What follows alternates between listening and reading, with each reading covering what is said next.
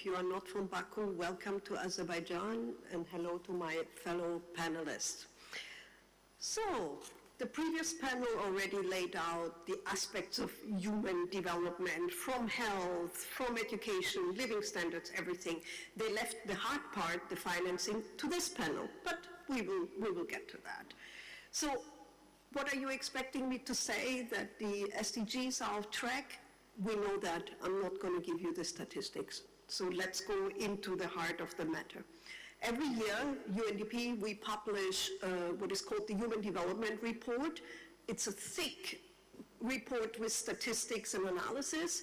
As you can imagine, sometimes we're happy about the data, sometimes we're not. Some countries are happy they're advancing, some are not.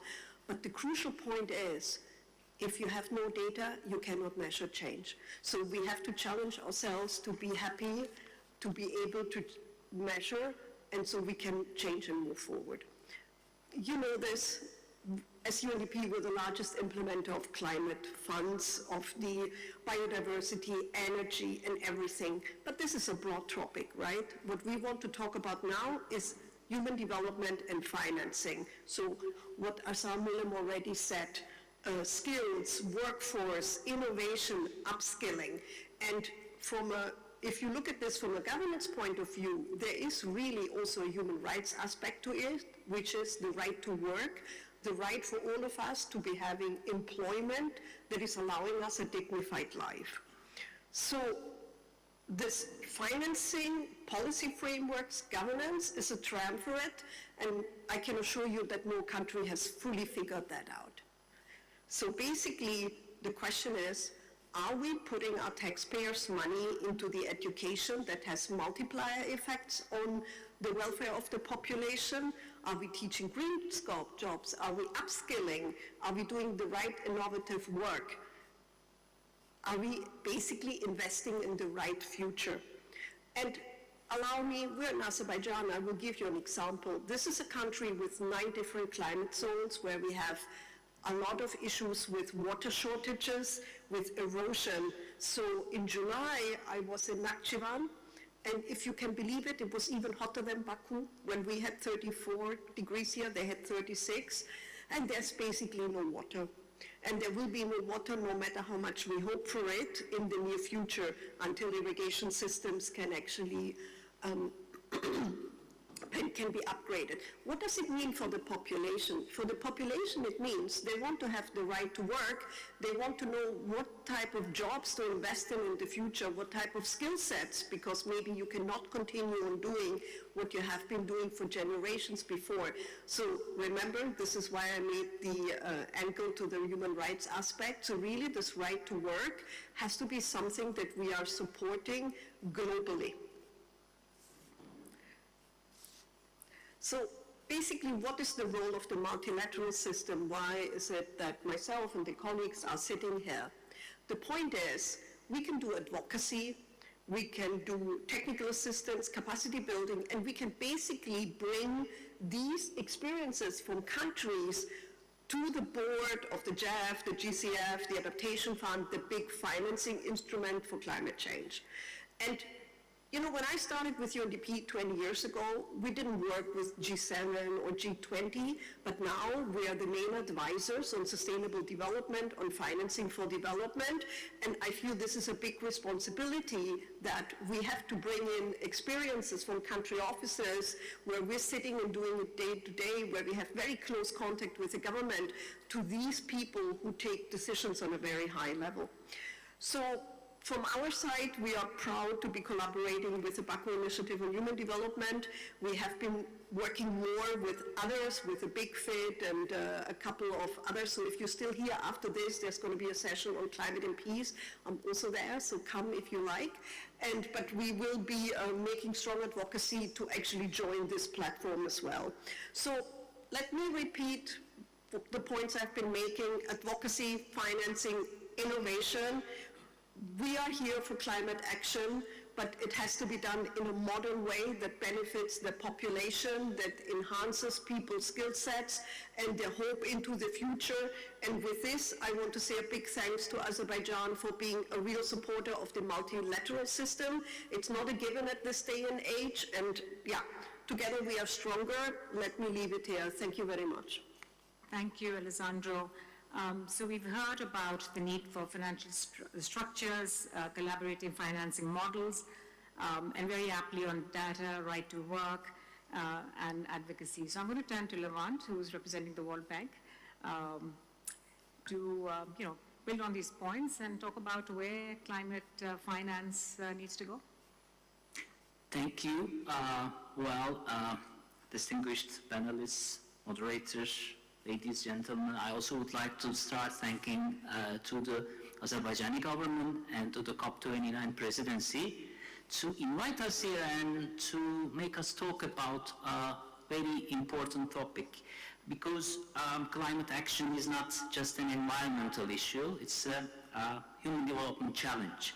So at the World Bank, we see every day the effects of climate change in our efforts, especially on the most vulnerable populations. And climate shocks are increasing every year.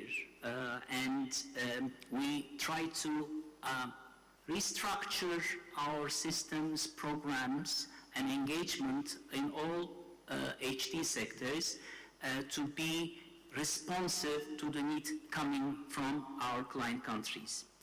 In our last recent report on how to protect, build, and use human capital, we have several messages, but I would like to focus on 3 of them. The first one is we need to scale up adaptive social safety nets.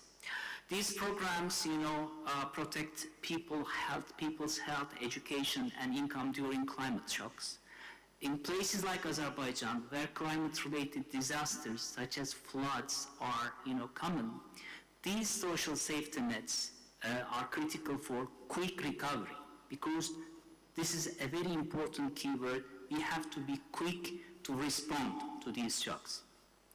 Social safety programs in that regard can help prevent families from pulling children out of school, falling further into poverty. To give you an example, in Bangladesh, anticipatory cash transfers have proven to reduce food insecurity and asset loss after floods. We also work in Brazil, Colombia, and Mexico with cash transfer programs which increase the likelihood of kids staying in school after, such disasters. Second, health and education services must be climate resilient and help reduce carbon emissions.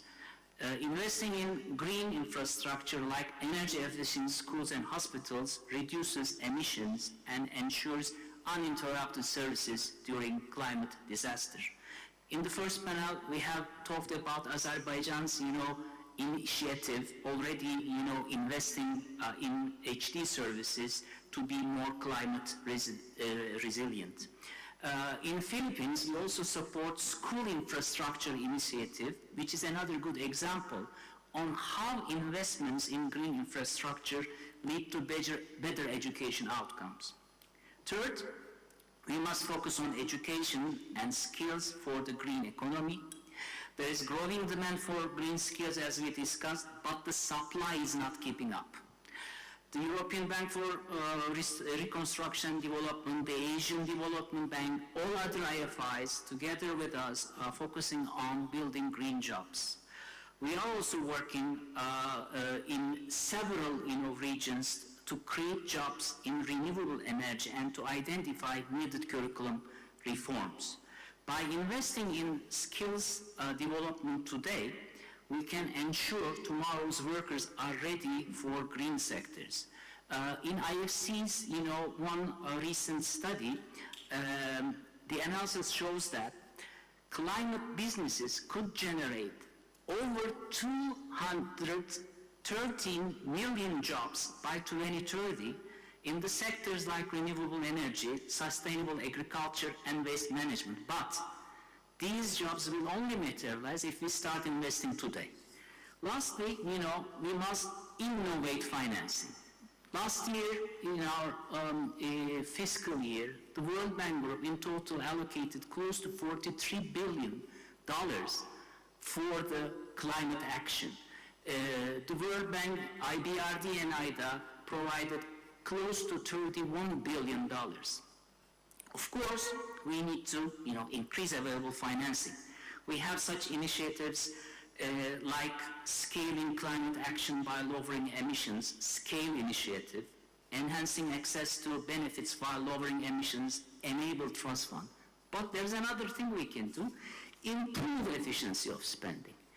We also, have our, crisis toolkit, and we made several changes in the recent years to be quickly responding to the needs by initiating new tools like catastrophic deferred drawdown option and also rapid response option, which the client countries can easily restructure their available funds to focus on the immediate needs during crisis.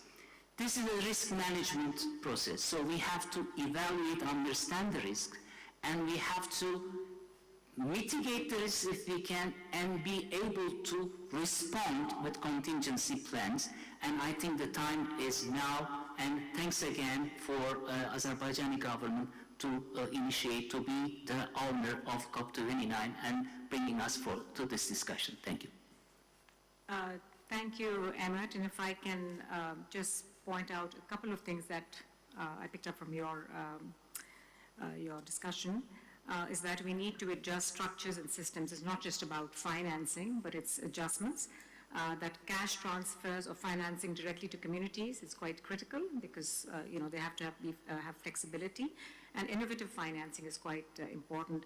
And I think if I can just add that at the Asian Development Bank, we have adjusted as well, and we have reprogrammed ourselves and the way we scale our own staff and the way we structure ourselves as the climate bank. We have committed $100 billion to be spent on climate from 2019 to 2030. So that is our commitment and our contribution to climate finance. And in terms of adjustments, we have launched some key flagship programs such as Just Transition, Energy Transition Mechanism. And I think very importantly, we have adjusted how we approach education and training. Formerly we used to work a lot with ministries of education, but now we've realized that we have to embed green skills in different sectors. For instance, if it's renewable energy, we would like to work and understand, with the renewable energy ministries and private sector, what are the sorts of skills needed. As a multilateral development bank, we are very much part of that changing structure. We are also planning to launch a playbook at COP29, which I think builds on the Baku principles to which we've also contributed. A very important perspective, I think, which we need to hear from is from our partners at the Global Fund. Because you have, as you said, sometimes it's very difficult to raise money for certain aspects, even to measure how we do success, the intervention, the way you're investing money. So I'd like to hear from you, Jonathan. How do you view this whole discussion on climate finance and where things should be prioritized? Thank you. Thank you, everybody, and distinguished guests, panelists. Ladies and gentlemen, a real pleasure to be here. I think this is such an important conversation. I think the link between human development and resilience, it should be obvious to people. I hope this conversation and the panelists are making it even clearer how you cannot have resilience if you don't have human development. Of course, health is a strong component of human development, and of course resilience. It's hard, as we all know, to be successful in any form of life if you're not healthy.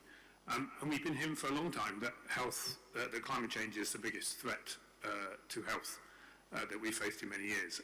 I think the truth is it's not a threat, actually, it's a reality. Climate change is already impacting on millions of people around the world. And of course, that is the most poor and vulnerable. They are unfortunately the people that suffer first in the context of any crisis, whether it's conflict or disease or climate change. And so hundreds of millions of people are already suffering significant effects in terms of their human development, their health, as a consequence of what we see.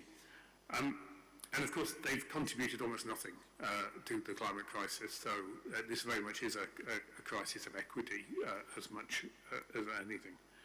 The Global Fund is the largest international financing organisation that works on health, and I'll come back to how much we do in a second when I talk about what next. We work in around 120 low middle income countries, and it's a really stark warning to us all, I think, that we are seeing increasingly and rapidly increasingly requests for more financing from countries to deal with the impacts of climate change. It's already exacerbating food insecurity, causing malnutrition, as people talked about already today, causing more displacement, all of which exacerbates food insecurity and malnutrition and makes people more vulnerable to disease. HIV, TB, malaria are the priorities we focus on, all hugely accelerated by migration and climate change. The most obvious example in our field is malaria that is being impacted. Rising temperatures mean malaria is now in places that it never used to be, in higher altitudes, and it's hugely impacted by emergency events too. Extreme weather events cause a rapid spike in malaria and a consequential impact on mortality, also because of the interruption of health services to people. And of course we know those events are happening more and more, and they're more extreme than they've ever been. And again, that is even more true in the more vulnerable parts of the year. Africa will have 3 times as many extreme weather events. The increase is 3 times as much as it is in developed countries, for example.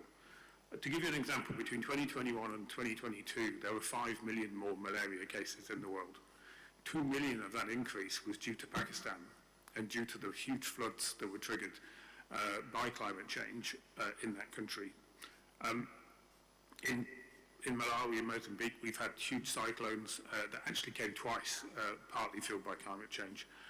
We've had floods, we've had droughts, and the current crisis in the Sahel, which is framed by unprecedented rains, and unprecedented is the word we use a lot these days in terms of weather, has displaced millions of people. And there's something like 300,000 people at the moment in northern Nigeria who have no access to health services at all. And so resilience is a powerful word when you think about the impacts that's already happening around the world because of climate change. We're seeing requests for hundreds of millions of dollars of support through our programs, and I think COP29 is a huge opportunity to think about what we can do to start to deal with this crisis that is affecting the most vulnerable people. There's currently about a $5 to $10 billion gap in adaptation financing for health. Roughly about 5% of adaptation financing at the moment actually goes to health, and a really measly 10% of that actually lands in the communities that are most affected. So this is a picture we need to change. So what can we do? One thing is we need to ensure that climate change is integrated and a lens through which we invest in health. Over 70% of our funding, which is about $9 billion, will go to the 50 most climate vulnerable countries over the next 3 years. And we'll invest about $6 billion in building health systems. And of course, that lens of climate change means we need to be building climate resilient systems, the systems that respond to disaster preparedness, that build better resilience, better early warning systems in countries, is equipping health workforces with the ability to deal with and respond to climate changes, and communities too, through what we do. Secondly, I think the critical piece, and this is why it's nice to be on this panel, is partnership. There are many people on this, organisations on this panel the Global Fund works very closely with, from UNDP to the World Bank to the Asian Development Bank. And we think partnership is critical to face such a significant problem. We have MOUs with the World Bank and also the Green Climate Fund, which is really about building cross-sectoral action to respond to this. And lastly, we recognise we have to do more. Our board have just agreed that climate and health is a catalytic investment priority, which allows us to raise additional funding to go out and respond to some of these needs. So I'm really encouraged by the momentum in this panel and the conversation we're having here today. I'm really encouraged by the leadership that COP29 have shown in building this conversation and allowing us to make and have this discussion. And I look forward to continue it through COP29 and into the next few years because it's such an important foundation for what we do. Thank you. Thank you very much, John. I'm going to pivot a little bit, the question for our EBRD colleague. I think we heard a lot about, the need for financing, partnerships, the different burden of health in different parts of the world, different adaptation capacities. But for EBRD, I think I'd just like to ask, in addition to the raising climate finance, what are the innovative ways and how are you thinking about climate financing? And I refer particularly to the role that you've been playing in terms of carbon markets and in other ways to engage the private sector to raise financing. Yeah, thank you very much, and my congratulations to the Azeri team of organizing this important event. Let's say human capital is going to be the key enabler for the enormous transition we are facing in the coming years. We all know, I hope in this room, that we need to dramatically bring down the emissions by 2050, something like 80%. Otherwise we have uncontrolled climate change and there's no monies available on this earth to adapt against that. That transition, economic transition in the energy sector, in the agriculture sector or any sector will require everyone to contribute. So it needs to be an inclusive approach with everyone involved. Now that also means that it needs to be a managed process over a very long time, because it's still a couple of decades that needs to start, or it's already starting, but it will require a lot of reskilling of the workforce. It will require dealing indeed with communities as to making this transition as smooth as possible. If we don't do that, then we get, of course, a lot of antagonism from society against that transition, and then the politics will kick in, and then we're not going to make it. So this whole aspect of just transition is a key enabler. And of course, we, as MDBs and as EBRD, we're working on tools. It's not only about finance, it's really about changing behaviors. It's about making sure that, one of the things, key aspects of the educational system is to create awareness that this is important, but then also giving people the tools and the means to work on these system changes that we see. Now, these are all nice words, but we're actually doing stuff as well and investing. We have launched at COP27 a big, let's say, natural gas to renewable scheme in Egypt. Last year we launched a coal transition platform in North Macedonia. And we're doing that in partnership with other banks, with other players. And it's very important, we call them country platforms. It's very important that in these country platforms we bring in all of the elements, including then finding donor funding, for example, for the just transition elements. If you do it right, a lot of stuff can be, if the regulations, for example, if a country puts in a carbon price, then you already steer the private sector in the right direction, and you can use the very limited available donor funding to kind of address the issues around education, or maybe then the infrastructure type of work we need to do. But it's really about putting these platforms together and then to execute them, to find the pipeline of projects we can invest in, and mobilizing the, let's say, the private sector, as well as, let's say, sourcing donor funding towards these programs, because we need to deliver now at scale. We don't have time to lose. And we are, as I said, we are already doing it. The climate champion of Azerbaijan, Nigar, she was mentioning the role of SMEs. Now we have credit lines in our region where we already bring in, let's say, reskilling for women, reskilling for, let's say, the socially disadvantaged in credit lines, so that SMEs can indeed get access to these credit lines from the local banks, but also to the technical assistance associated to that, to really make them more prowess on all these climate aspects as well. Thank you very much. Thank you very much. I think that's been I really liked your point, I think, about funding platforms, how critical that is, the need for changing behaviors, and finding the importance for reskilling.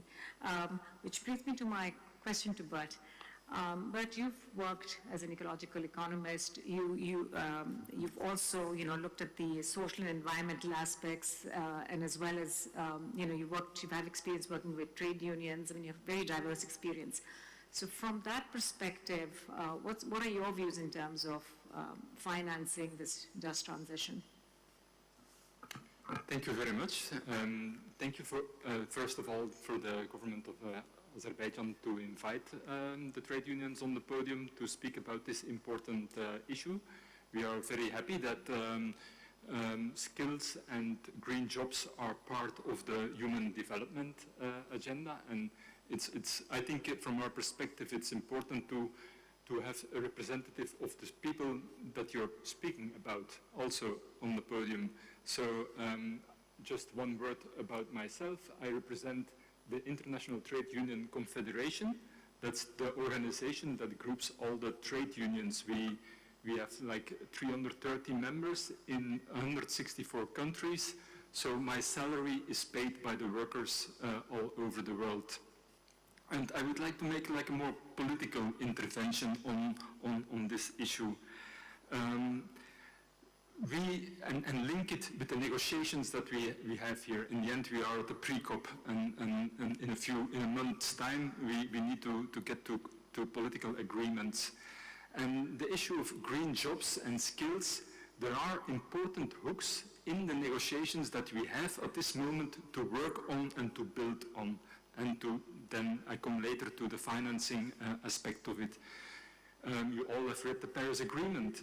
In the preamble, it speaks about the imperative of a just transition for the workforce, the creation of decent work and quality jobs. So just transition, decent work, quality jobs is in the Paris Agreement and is part of the things that we are implementing here, what we are doing. Last year, and it already started in Sharm el-Sheikh, we made a big progress with the adoption of the Just Transition Work Program, another step that focuses on the implementation of Just Transition in the climate policy domain. For us, this was a very important recognition of the parties, of the governments, of this social dimension, and because it refers to social dialogue, and the discussion between employers and employees and their organizations with governments on these policies. It refers to social protection, which has been mentioned already, systems to help workers and communities with climate impact. And it also refers to labor rights. And I would like to stress this. It's the first time ever that in UNFCCC negotiations these two words have been mentioned. you have to read the decision on the Just Transition Work Program. The respect of labor rights is being mentioned there.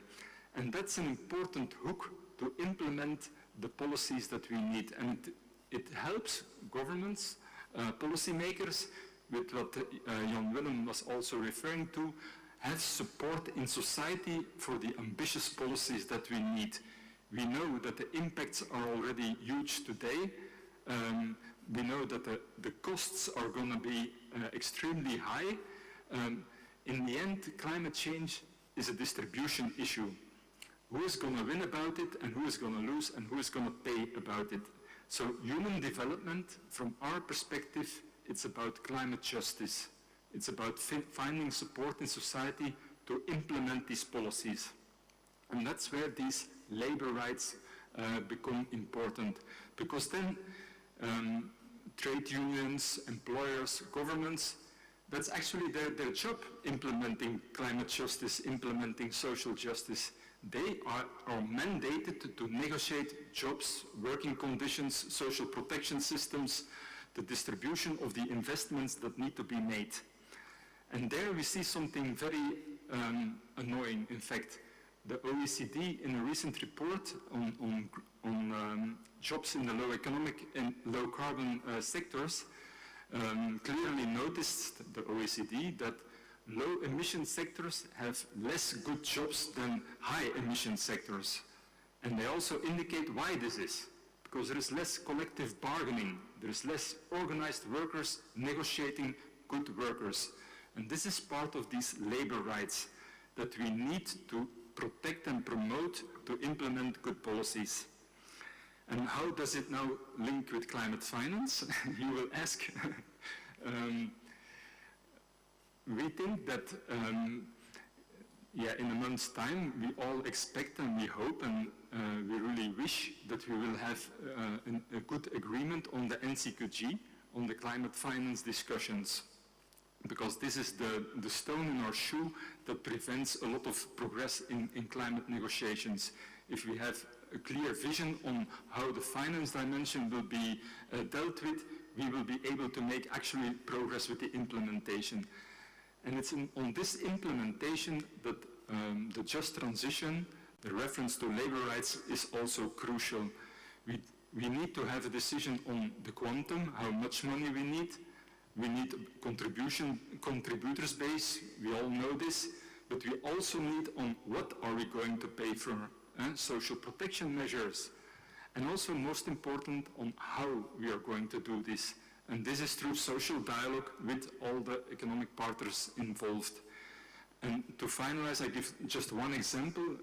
You might have heard of the JET piece, the Just Energy Transition Partnership, like the first big initiative that was taken to finance these just transition projects. Our trade unions in South Africa, for example, they were invited by the government to discuss these plans. And this is exactly what we want. And we want an open dialogue, transparent dialogue about where is the money going to, what will be the impact on the workers. But then when we talk about the implementation of these projects, the doors were closed and the money was distributed without real engagement with the unions. And of course, then the support in society just melts away for these huge challenges that we have. And that's why what I want to bring here, Just Transition is your instrument for climate ambition and social justice. Thank you. Thank you very much, Bert, for bringing that perspective. To sum up, I think we are short of time. So I think what I've heard from our panelists in this really wonderful panel discussion is that it's not just about climate finance per se, but that there are many dimensions of how do we use that finance as well. So it's not just about raising the money. So we've heard about allocation for data, just to assess the risks across all the dimensions that we heard in the previous panel as well as this panel. The human dimensions of health, of mental health, of migration, and how to build social protection systems and invest in social protection systems. We've heard about adjustments in structures and systems, both within governments, private sector, and the multilateral system. We heard about innovative financing platforms. And then last but not least, not to forget the human aspect, that this is a huge transition. It has to be a just transition, and that where monies are allocated has to be done in a transparent manner, and therefore the importance of communicating the value in moving towards a more climate adaptive global community. So with that, I would like to thank our panelists, and I would like to ask the audience if they have any questions. Thank you. Thank you for that.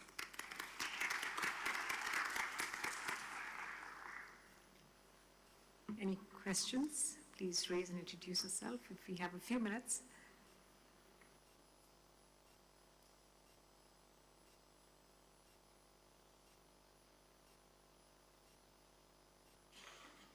All right. If none, we'll call the panel to a close. Thank you very much.